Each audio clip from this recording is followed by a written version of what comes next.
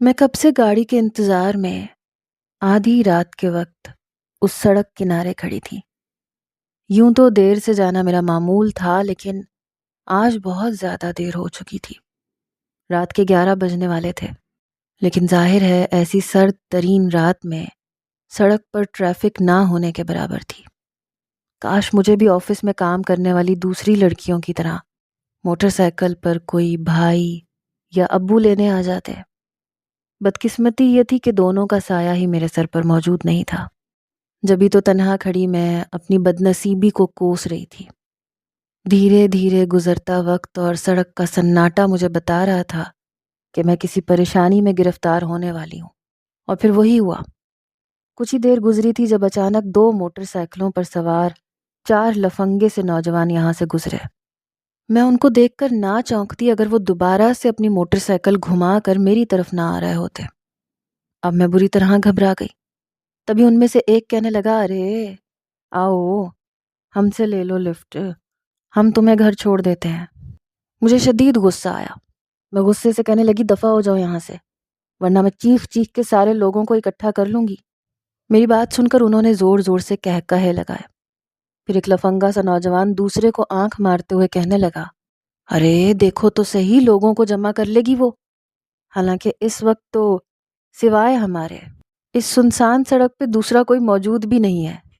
جبھی وہ چاروں میرے ارد گرد آ کر گھیرا تنگ کرنے لگے، میں نے زوردار دھکا انہیں دیا اور سرپٹ وہاں سے بھاگنے لگی۔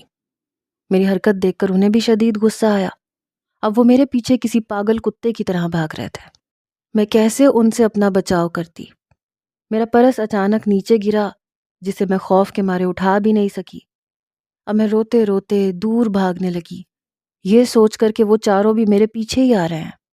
اچانک ہی ایک نے میرے دوپٹے کو اس زور سے کھینچا، اس کا ہاتھ میرے جسم سے ایسے چھوا جیسے کسی انگارے نے مجھے چھو لیا ہو۔ اب میرے قدم اور تیزی سے بھاگ رہے تھے۔ تبھی اچانک میرے پاؤں میں ایک کانٹا چبھا اور اس میں سے خون بہنے لگا، لیکن مجھے اس کانٹے کی بھی پرواہ نہیں تھی۔ میں بس اپنی عزت بچانے کی خاطر کسی حد تک بھی جانے کو تیار تھی۔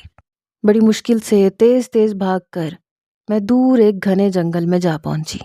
پھر میں نے ایک درخت میں پناہ لی جو گھنی شاخوں سے اٹا ہوا تھا۔ اس کے پیچھے چھپی تو مجھے یقین تھا کہ وہ لوگ مجھے ڈھونڈ نہیں پائیں گے، لیکن اچانک ہی بھاگتے قدموں کی آواز تیز ہونے لگی۔ تبھی جلدی میں اٹھی اور اندھا دھند دوبارہ بھاگنا شروع کر دیا۔ اچانک ہی میرا وجود کسی سے زوردار انداز میں ٹکرایا۔ کالی چادر لپیٹے وہ ایک لمبا چوڑا وجود تھا۔ ابھی تو 4 درندہ صفت انسانوں سے میں اپنی عزت بچا کے بھاگی تھی، اب اپنے سامنے ایک اور کھڑے وجود کو دیکھ کر میں بری طرح گھبرا گئی۔ لیکن اس کا چہرہ، اس کی آنکھیں، سب کچھ بڑی عجیب سی تھیں۔ وہ 2 قدم پیچھے ہوا، پھر اس کی نظر میرے زخمی پاؤں پر پڑی جو بری طرح گھائل ہو چکا تھا۔ کانٹا اندر جانے کی وجہ سے خون بری طرح نکل رہا تھا۔ پھر اس نے اپنے کندھوں پہ لپٹی چادر میرے اوپر ڈال دی۔ میں اس کی یہ حرکت دیکھ کر حیران رہ گئی۔ جبھی وہ زمین پہ بیٹھا اور اس نے میرے پاؤں پہ ہاتھ پھیرنا شروع کر دیا۔ میں وہیں بے دم ہو کر بیٹھ گئی۔ کون ہو تم؟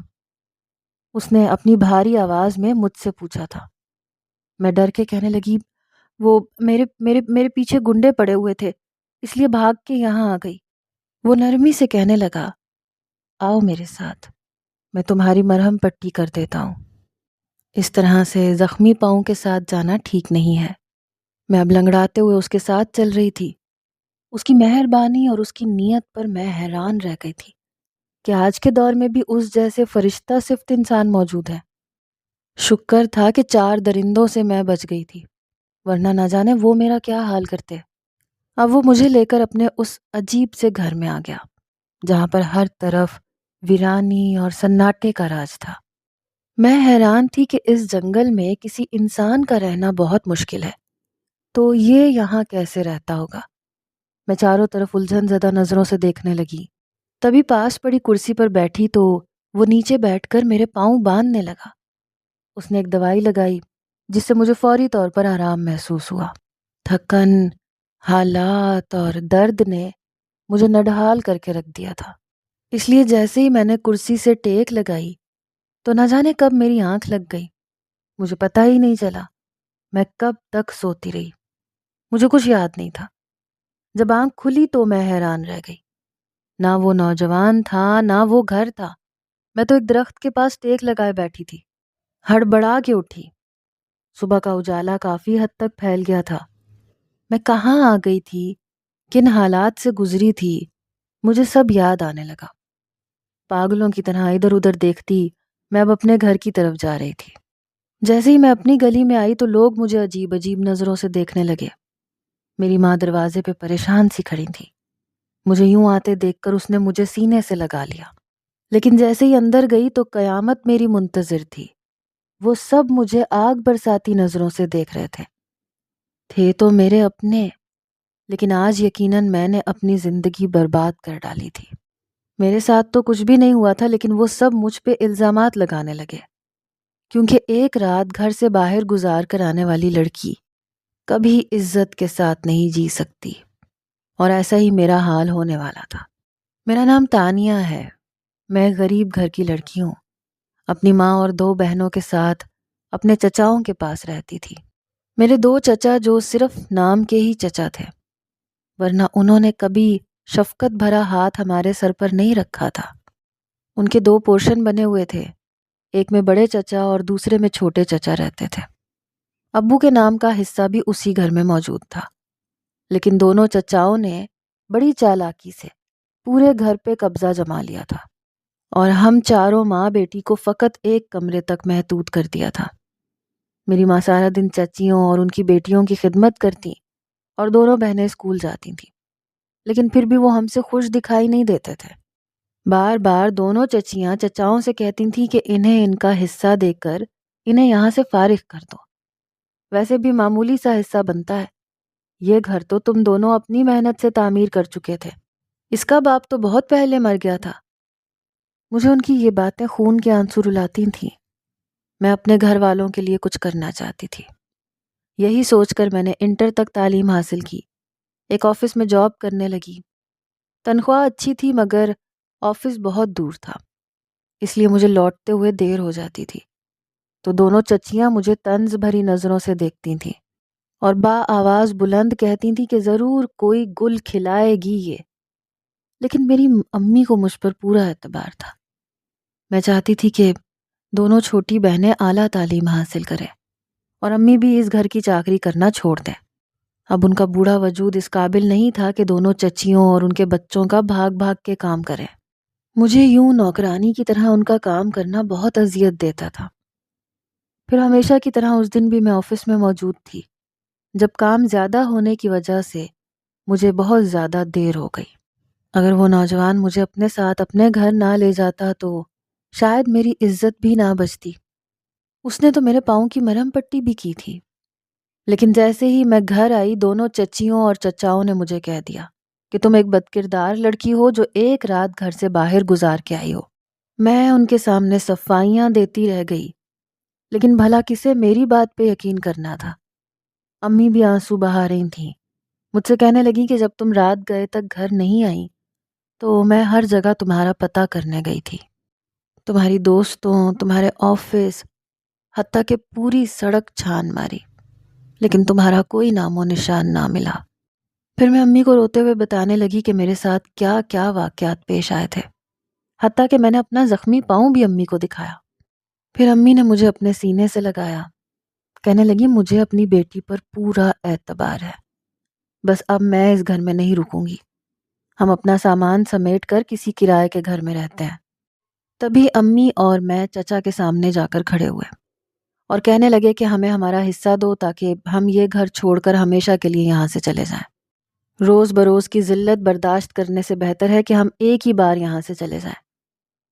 چچا نے حصے کی رقم میں سے صرف 50,000 مجھے تھمائے، کہنے لگے یہ رقم لو اور یہاں سے دفع ہو جاؤ، تم نے پہلے ہی ہمارا منہ کالا کر دیا ہے، جب یہ گھر بکے گا تب تمہیں تمہارے حصے کے پیسے بھی مل جائیں گے۔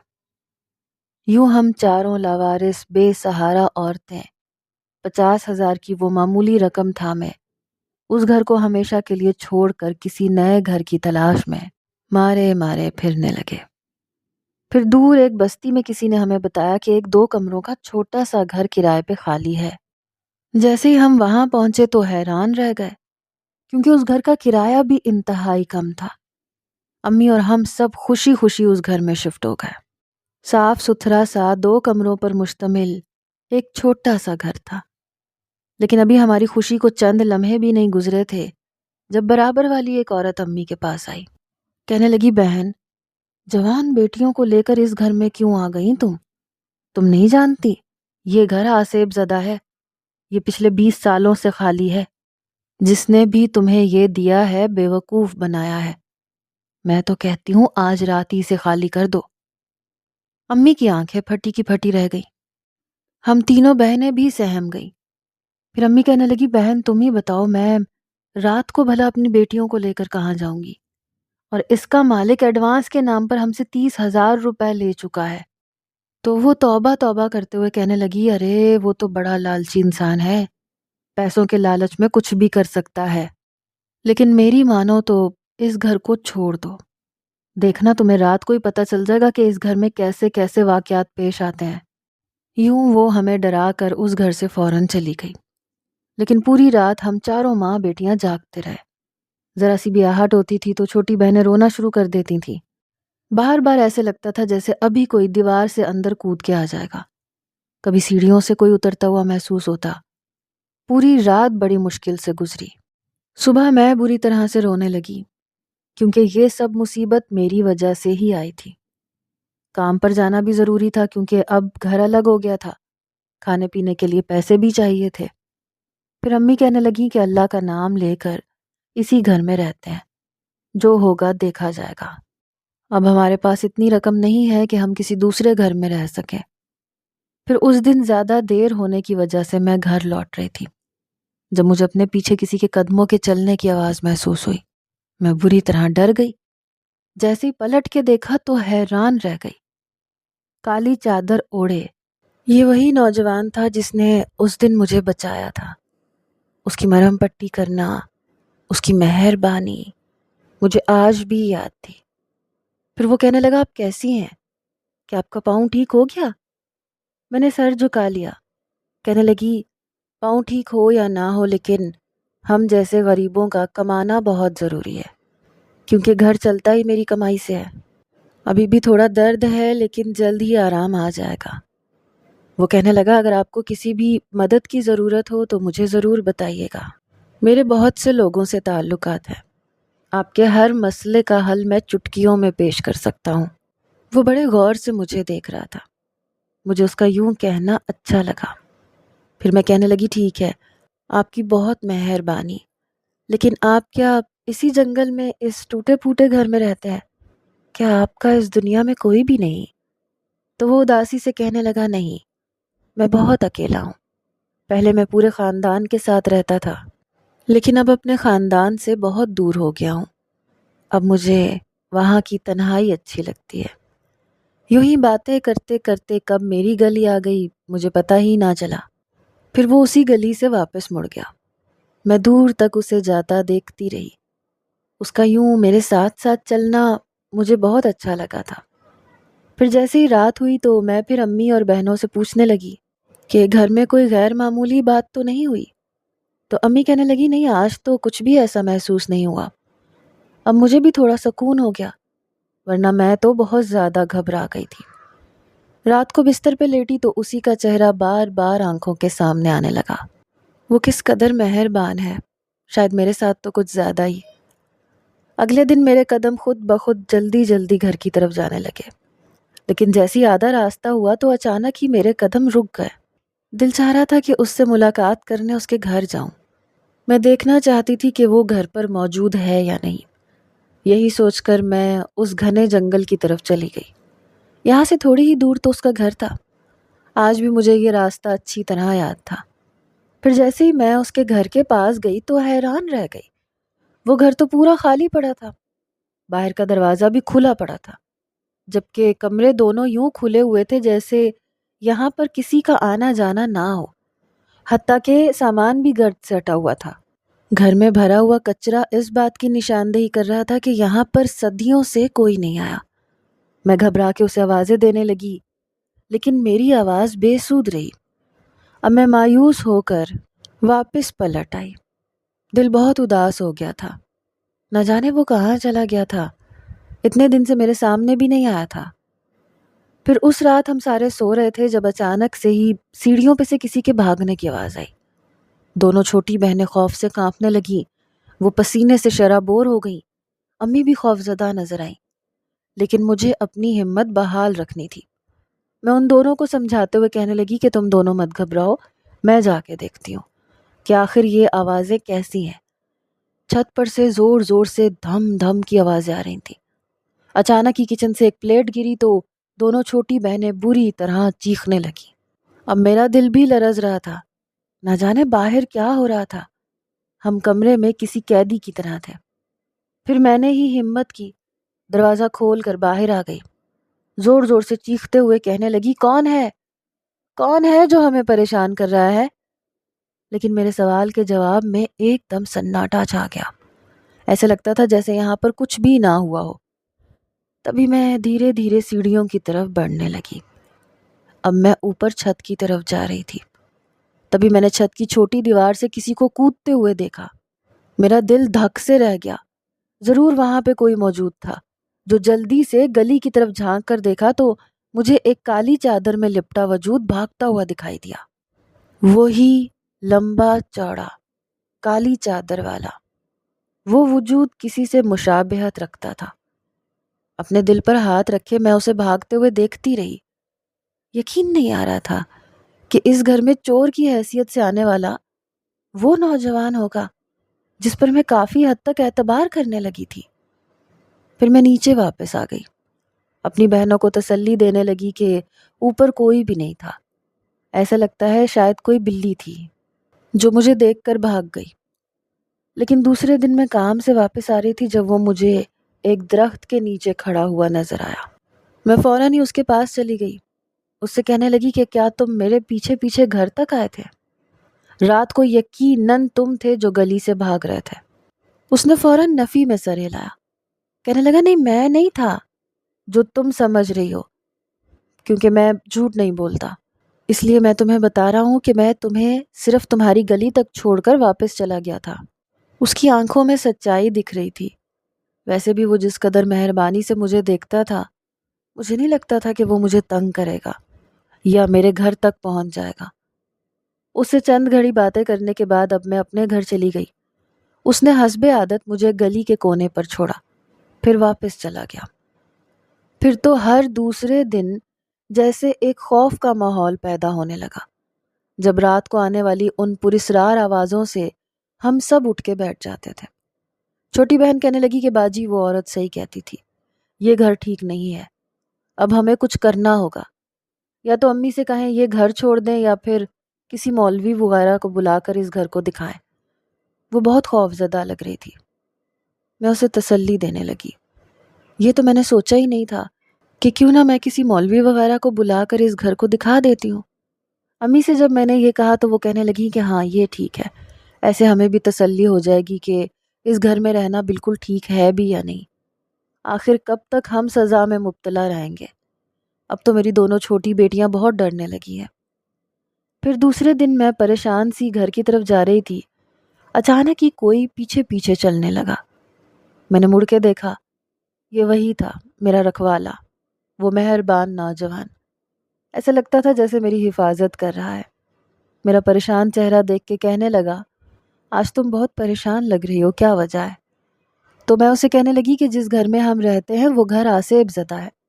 پہلے ہمیں یہ بات نہیں پتا تھی، لیکن جیسے ہی گھر لے لیا سارے پیسے ادا کر دیے، اس کے بعد ہمیں آس پڑوس کے لوگوں نے بتایا۔ میں نے دیکھا اس کے چہرے پر ایک گہری سوچ تھی۔ پھر وہ کہنے لگا، پریشان مت ہو، ان چیزوں کا علاج تو میں بھی کرتا ہوں، اگر برا نہ مانو تو مجھے اپنے ساتھ گھر لے چلو، میں تمہیں ایک نظر دیکھ کر بتا دوں گا کہ یہ گھر آسیب زدہ ہے یا نہیں۔ میں خوش ہو گئی، پھر کہنے لگی کہ کیوں نہیں، تم آج ہی میرے ساتھ چلو۔ چلو اب۔ وہ میرے ساتھ اب میرے گھر کی طرف جا رہا تھا۔ راستے میں میں اس سے پوچھنے لگی کہ وہ کیا کرتا ہے، اور اس جنگل میں تو کوئی رہتا بھی نہیں، اس کے دن رات کیسے گزرتے ہیں؟ وہ کہنے لگا کہ میں جنگل میں سے جڑی بوٹیاں ڈھونڈتا ہوں، پھر ان سے دوائیاں تیار کرتا ہوں۔ ان دوائیوں میں خاص طاقت ہوتی ہے، جو بھی اسے استعمال کرتا ہے بہت فائدہ پہنچتا ہے، اس لیے بس وہ دوائیاں بنا کر میں شہر شہر بیچتا ہوں۔ یوں میرا اچھا گزارا ہو رہا ہے، اور میں ایک لاوارث لڑکا ہوں۔ میرے ماں باپ تو پہلے ہی مر گئے تھے، اس لیے بس تنہائی پسند ہوں۔ اس کی کہانی تو واقعی بہت عجیب تھی۔ پھر وہ میرے ساتھ میرے گھر چلا آیا۔ امی اور بہنیں اسے دیکھ کر حیران تھیں۔ پھر میں نے امی کو ساری حقیقت بتائی کہ کس طرح اس دن مجھے چند آوارہ لڑکوں نے تنگ کیا تو اس نے ہی مجھے بچایا تھا، میری مرہم پٹی کی تھی۔ پوری رات میں اس کے ٹھکانے پر موجود رہی تھی، تبھی میری عزت محفوظ رہی۔ پھر میں امی سے کہنے لگی کہ اسے جنات وغیرہ کے بارے میں خاص علم ہے، یہ دیکھ کر بتا سکتا ہے کہ اس گھر میں آسیب ہیں یا نہیں۔ میں نے دیکھا وہ پورے گھر کا جائزہ لے رہا تھا، کمروں کا، صحن کا، اوپر چھت کا، غور غور سے ہر جگہ دیکھتا۔ وہ نہ جانے کیا سوچ رہا تھا۔ پھر واپس آ کے کہنے لگا، اس گھر میں جنات کی موجودگی محسوس تو ہو رہی ہے، لیکن مجھے نہیں لگتا کہ وہ تکلیف پہنچانے والے ہیں۔ ہاں، وہ اپنی موجودگی کا احساس ضرور دلائیں گے، لیکن کسی کو نقصان پہنچانا یا کسی کو زخمی کرنا یہ ان کے بس کی بات نہیں ہے۔ وہ ابھی اتنے طاقتور نہیں ہے۔ امی کہنے لگی کہ یہ لڑکا تو بہت کام کا ہے، اس سے کہو کہ اگر اس کے پاس کوئی ٹھکانہ نہیں ہے تو یہ ہمارے ساتھ اسی گھر میں رہے۔ میں امی کی بات سن کے حیران رہ گئی۔ میں کہنے لگی، نہیں نہیں امی، لوگ باتیں بنائیں گے، ہم بھلا کیسے کسی جوان لڑکے کو اپنے گھر میں رکھ سکتے ہیں؟ میں نے امی کی اس بات سے صاف انکار کر دیا۔ تھوڑی دیر بعد وہ یہاں سے چلا گیا۔ بہنوں کے چہرے پر بھی تھوڑی پریشانی کم ہوئی، لیکن رات کو جیسے ہی آوازوں کا سلسلہ آنا شروع ہوا تو میں ان سے کہنے لگی کہ گھبرانے کی ضرورت نہیں ہے، ان آوازوں کو آنے دو، اگر تم توجہ نہیں دو گی تو خود بخود بند ہو جائیں گی۔ لیکن ایسے لگتا تھا جیسے سیڑھیوں سے کوئی آ جا رہا ہے، کوئی اوپر جا رہا تھا، کوئی چھت پر جا کر خوب دھم دھم کر رہا تھا۔ اب ہمارے پاس کوئی چارہ نہیں بچا تھا کہ اس گھر کو خالی کر دیتے۔ ویسے بھی 1 مہینہ ہو گیا تھا، میری تنخواہ ملنے والی تھی۔ اب میں نے امی سے کہا کہ میں نہیں چاہتی کہ ہر روز ہمیں یہ سب سہنا پڑے، اس لیے آپ کوئی دوسرا گھر دیکھ لیں۔ لیکن لاکھ کوششوں کے باوجود بھی کوئی دوسرا گھر نہیں مل سکا، کیونکہ ان کے کرائے اتنے تھے جنہیں ہم افورڈ نہیں کر سکتے تھے۔ پھر ایک دن کام سے واپس آتے ہوئے مجھے اتنی دیر ہو گئی، میں اس دن کے واقعے کے بارے میں سوچ کر کانپنے لگی۔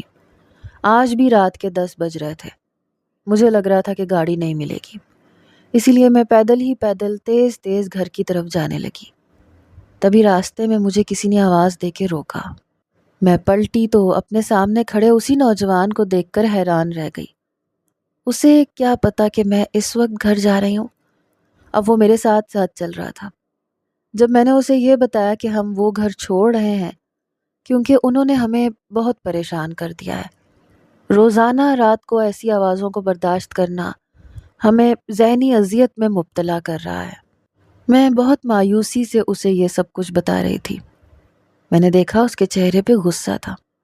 پھر کہنے لگا، اچھا، میرے سمجھانے سے بھی وہ باز نہیں آئے، اس کا مطلب مجھے کچھ کرنا پڑے گا۔ میں چونک گئی۔ پھر کہنے لگی، کیا مطلب؟ تم نے کیا سمجھایا تھا؟ وہ کہنے لگا، گھر مت چھوڑو، وہ بہت اچھا ہے، ان کو وہاں سے جانا چاہیے جو اس گھر میں رہ رہے ہیں، بھلا انسانوں کی دنیا میں جنات کا کیا کام؟ اس نے یہ بات بڑے عجیب انداز میں کہی تھی۔ میں بھی سمجھ گئی کہ ٹھیک کہہ رہا ہے۔ پھر وہ کہنے لگا، آج رات 12 بجے مجھے ایک عمل کرنا پڑے گا، اس کے بعد وہ سارے جنات تمہارا گھر خالی کر کے چلے جائیں گے۔ اب میں حیرت سے اسے دیکھ رہی تھی۔ کیا تم عمل بھی کرتے ہو؟ جب میں نے پوچھا تو کہنے لگا، ہاں میں سب کر لیتا ہوں، جنات سے میری خاص دوستی ہے، کیونکہ جہاں میں رہتا ہوں اس جنگل میں رہنے والے سارے جنات ہی ہیں، تبھی تو میں تنہائی پسند ہوں۔ اس کی آنکھیں بڑی عجیب سی ہو رہی تھیں، مجھے خوف میں مبتلا کر رہی تھیں۔ پھر وہ کہنے لگا، تم چاروں آج رات کمرے میں قید رہنا، اس کے بعد میں رات کے 12 بجے اپنا عمل شروع کر دوں گا۔ مجھے یقین ہے تمہارا گھر بالکل ٹھیک ہو جائے گا، پھر تمہیں وہاں کسی قسم کا خوف محسوس نہیں ہوگا۔ مجھے اس کی باتیں بڑی عجیب لگ رہی تھیں، لیکن وہ کب گھر آیا پتہ ہی نہیں چلا۔ پھر میں نے امی کو بتایا کہ یہ ہمارا گھر جنات سے پاک کرنے کے لیے خاص عمل کرنے والا ہے۔ امی کہنے لگی بیٹا ان کاموں میں تو نقصان ہو جاتا ہے، اسے منع کرو، کہو ہم ایسا کچھ نہیں چاہتے۔ یہ بات تو میں نے بھی نہیں سوچی تھی۔ وہ کہنے لگا اس عمل کے آگے جنات کی طاقتیں کچھ بھی نہیں ہیں، وہ ہمیشہ کے لیے یہاں سے چلے جائیں گے اور آپ لوگوں کی پریشانی بھی ختم ہو جائے گی۔ اس کے سمجھانے پر پھر امی جان مان گئی۔ پورا گھر جاگ رہا تھا۔ میں نے بہنوں سے کہا کہ وہ سو جائیں، لیکن وہ بہت زیادہ ڈری ہوئی تھیں۔ پھر اس نے مجھے اشارہ کیا اور میں امی اور بہنوں کو لے کر ایک کمرے میں آ گئی۔ لیکن جیسے ہی رات کے 12 بجے اس پورے گھر سے عجیب عجیب سی آوازیں آنے لگی، جیسے کوئی آپس میں لڑائی جھگڑا کر رہا ہو۔ وہ زبان نہ سمجھنے والی تھی۔ وہ نوجوان اوپر چھت پر بیٹھ کر عمل کر رہا تھا۔ تبھی مجھے سیڑھیوں سے بھاگتے قدموں کی آوازیں آئیں۔ میں بری طرح ڈر گئی تھی۔ میں دیکھنا چاہتی تھی کہ آخر وہ کر کیا رہا ہے۔ امی نے مجھے روکا، لیکن میں نہ مانی اور کہنے لگی کہ امی کچھ غلط نہ ہو جائے، اس لیے آپ ان لوگوں کو کمرے میں ہی روک کے رکھیں، میں ابھی آتی ہوں۔ یہ کہہ کر میں کمرے سے باہر نکل آئی۔ باہر تو وہ کہیں بھی موجود نہیں تھا، یقیناً وہ چھت پر ہی تھا۔ پھر میں چھپکے سے سیڑھیاں چڑھ کر اوپر گئی